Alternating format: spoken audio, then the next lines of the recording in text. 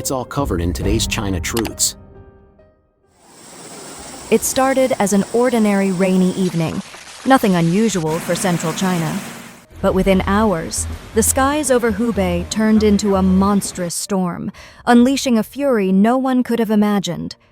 In Xiangyang, the gentle drizzle transformed into a torrential downpour that shattered the night's calm. Streets became rivers, rivers became oceans, and the entire province drowned under a wall of rain. By midnight, rainfall had already surpassed the entire month's average. Villages on the mountainsides were swallowed whole. Lowland towns disappeared beneath rising floods. From the air, Hubei looked less like land and more like a sea of sorrow. Rooftops and treetops, the only things left above the water. Roads were erased from the map. Entire communities vanished without a trace. As floodwaters raged through towns, chaos erupted. Families rushed into the darkness, clutching their children, leaving behind everything they owned. Homes collapsed like paper. Cars were tossed down streets like toys. For many, escape was impossible. The elderly were carried on the shoulders of strangers.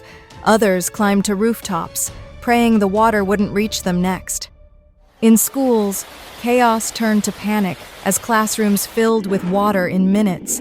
Desks floated through windows, buses broke down mid-evacuation, and across the city, the sound of sirens mixed with the roar of the storm.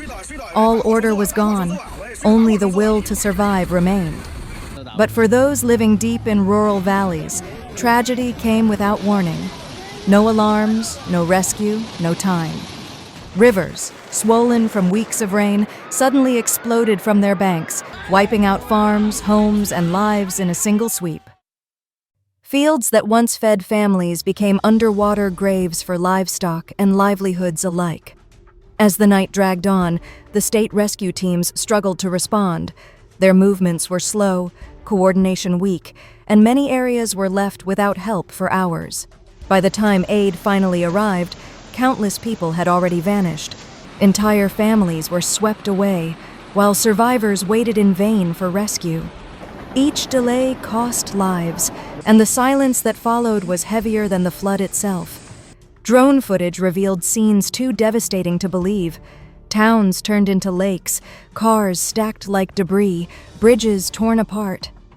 And this wasn't an isolated tragedy. Just days before, Guizhou and Hunan were hit by similar floods.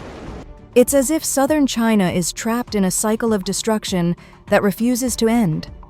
Rainfall keeps coming, defenses keep breaking, and the struggle to rebuild never stops. Experts warn this is not just bad luck, it's the price of a changing climate. Rising global temperatures mean storms are no longer predictable. The atmosphere now carries more moisture, releasing it with terrifying intensity. Hubei's steep hills and fragile soil make it even more vulnerable. Once the ground is soaked, landslides are only a matter of time. Even after the rain stopped, the danger didn't. Hillsides began to crumble, burying homes beneath tons of mud. Landslides and rockfalls claimed more lives in the aftermath than the flood itself. The silence after the storm was not peace. It was the sound of collapse. Infrastructure across the region lay in ruins. Power plants flooded, hospitals evacuated, roads vanished, and entire towns were left in total blackout. No food, no water, no communication, only despair. The flood didn't just wash away cities, it washed away the sense of safety itself. Even as the floodwaters began to fade, China was far from calm. Amid the wreckage and despair, something powerful began to emerge: resilience. Communities that had lost everything refused to wait for help. They became their own rescuers.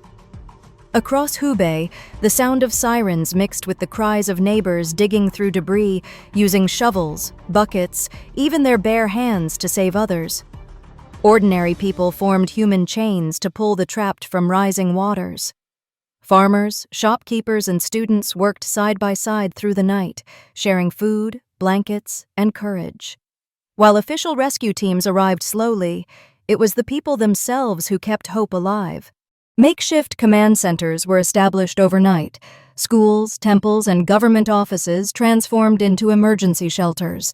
Volunteers from nearby provinces poured in, bringing food, dry clothes, blankets, medicine, and hope. Field hospitals rose from muddy ground, treating the injured and comforting those who had lost everything. Even psychologists were dispatched, sitting beside children clutching soaked toys, helping them process what they could not understand. But the aftermath was merciless. When the water receded, it left behind not peace, but contamination, hunger, and ruin.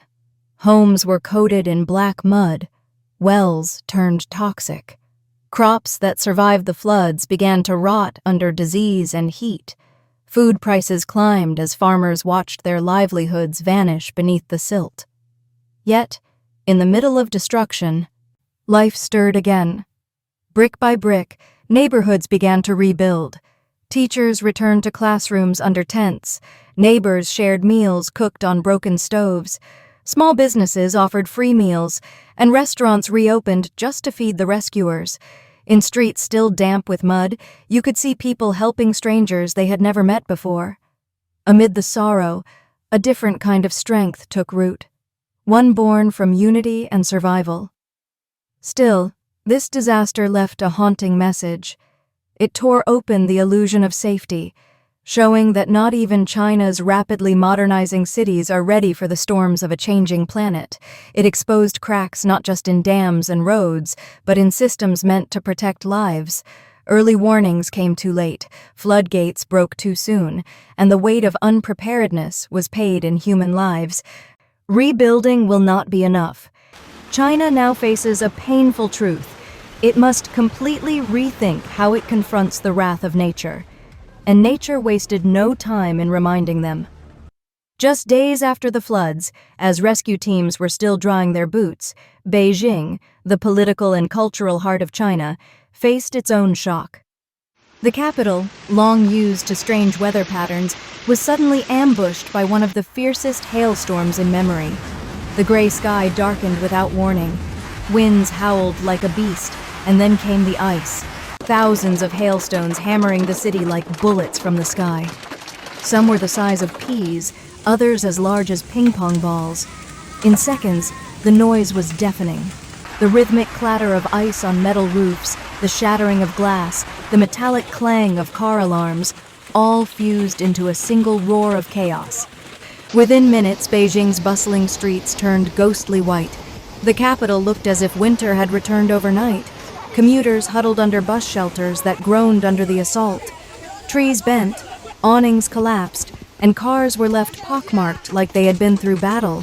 Traffic ground to a halt. Warning lights flashed along the ring roads as vehicles crawled forward through the storm. Buses stopped mid-route, waiting for the barrage to ease. Subway entrances flooded, forcing commuters to take cover underground. At Beijing Capital Airport, flights were suspended as crews scrambled to clear the runways blanketed with ice. In the countryside beyond the city, the damage was heartbreaking. Orchards were shredded, greenhouses punctured like paper, and young crops flattened in seconds. Months of a farmer's effort were gone, erased by a storm that lasted less than 20 minutes. Emergency lines buzzed non-stop. Calls poured in reporting broken windows, power cuts, and injuries.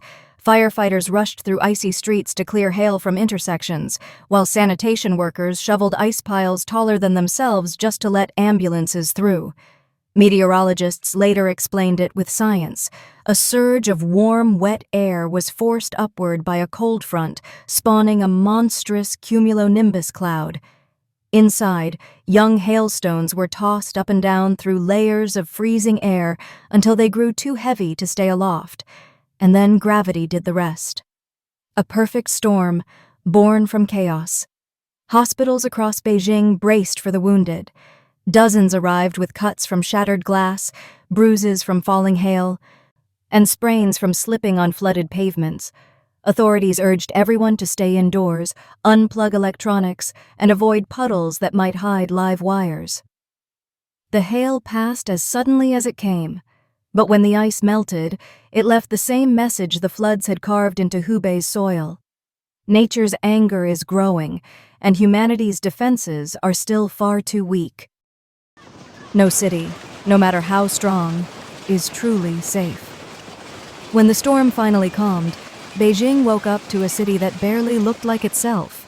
Schools and universities had already gone into emergency mode. Morning assemblies were canceled, playgrounds emptied, and sports fields turned into slick sheets of melting ice. Maintenance crews worked non-stop, clearing gutters, checking rooftops, and patching leaks before another wave of rain could strike. In the older districts, the sense of community came alive once more. Elderly residents wrapped in coats stood outside, helping volunteers stretch plastic over shattered windows. But amid the noise of recovery, one question echoed louder than the rest. How ready is Beijing for what's coming next? When the storm finally passed, people tried to return to normal life. Yet beneath the calm, fear lingered. Each rumble of thunder or heavy rain rekindled memories of that day, and the dread that another disaster might strike. Surrounded by aging dams and unstable terrain, residents now live in quiet unease, never sure when the next collapse might come. Because every shattered window, every flooded street, and every frightened child reminds us that the real cost of nature's rage is human. As the last patches of ice melted from Beijing's streets, one truth lingered in the air. Disasters don't just destroy, they reveal who we are when everything else falls apart. Please share your thoughts in the comments section below. We will keep reporting on the COVID surge in China, so don't forget to subscribe to our channel and turn on the notification bell to get the latest videos. And thank you for tuning in.